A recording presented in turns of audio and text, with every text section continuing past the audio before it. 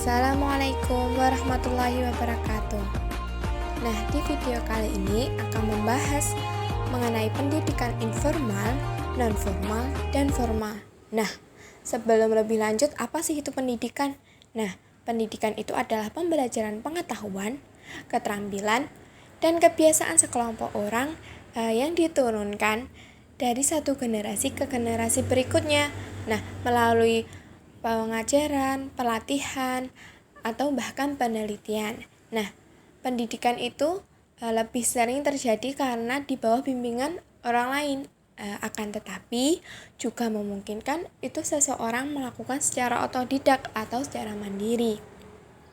Nah, oke, kita masuk ke pendidikan informal. Nah, pendidikan informal itu adalah pendidikan yang berasal dari keluarga dan lingkungan sekitar. Nah, melalui kegiatan tersebut, individu itu dapat bertanggung jawab atas sikap tersebut. Nah, pendidikan informal itu juga bisa dikatakan pendidikan yang diperoleh seseorang melalui pengalaman sehari-hari. Nah, baik secara sadar maupun tidak sadar. Nah, sehingga individu tersebut itu memperoleh sikap, nilai, keterampilan, dan pengetahuan. Nah, menurut teori sistem ekologi Bronfenbrenner, beliau itu melihat interaksi antara individu dan lingkungan pada 4 tingkat yang berbeda. Nah, yang pertama itu sistem makro, atau sistem kepercayaan masyarakat dan budaya. Yang kedua, sistem ekso, faktor komunitas dan lingkungan. Yang ketiga, sistem mikro atau faktor keluarga. Dan yang terakhir itu tingkat ontogenik atau faktor individu. Yang semuanya itu berpotensi kuat mempengaruhi pendidikan informal seseorang. Nah, bahkan sejak tahap awal Islam pada abad ke-7, Al-Quran itu telah berfungsi sebagai sumber pendidikan umat Islam terkait firman dan nilai-nilai Tuhan. Dengan begitu, sebagai bentuk disiplin untuk mengatur diri mereka sesuai dengan kode etik yang telah ditentukan oleh Tuhan, seperti peraturan dan larangan. Nah, bahkan umat muslim itu dengan bangga mengatakan bahwa Islam bukanlah agama, tetapi cara hidup. Nah, maka disinilah sulitnya untuk membedakan antara faktor yang meringankan untuk secara jelas mengetahui apakah budaya tradisi, kebangsaan, agama, atau sejumlah alasan lain itu berperan dalam pendidikan informal individu. Nah, dalam studi di buku Handbook of Islamic, pendidikan itu telah mengaitkan praktik-praktik yang diperintahkan Islam dengan seperti sholat 5 waktu dan kepercayaan keluarga muslim seperti berdoa, berpuasa selama bulan Ramadan, dan menunaikan ibadah haji ke Makkah. Nah, selanjutnya pendidikan non-formal.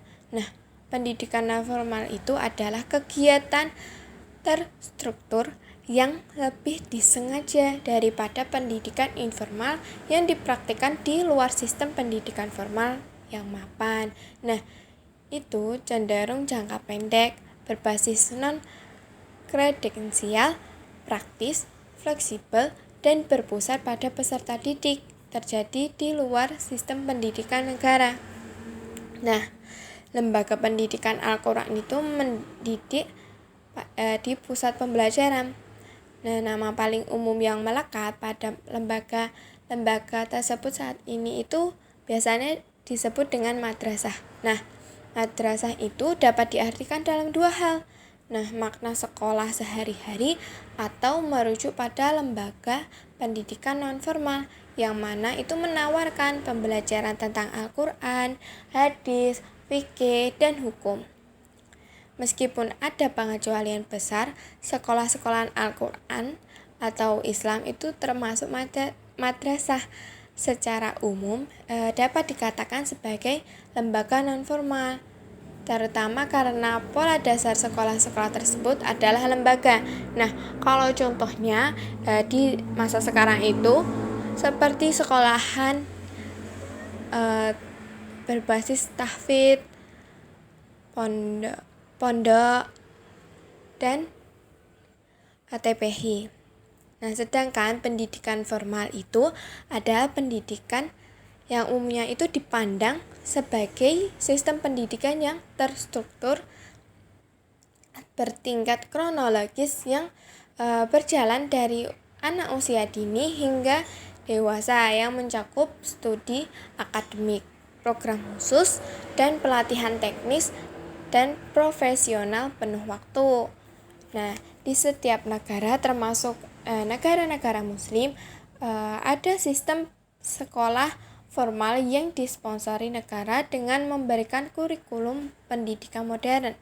Nah, institusi formal ini pasti memiliki ciri-ciri yang menyerupai institusi pendidikan barat modern, terutama di negara-negara muslim bekas jajahan Inggris atau Prancis. Nah, pada saat yang bersamaan, sekolah-sekolahan yang memenuhi kriteria pendidikan formal ini umumnya berkomitmen pada doktrin dan praktik Islam dan membuat ketentuan untuk mengajar generasi muda untuk menghargai dan berkomitmen pada Islam.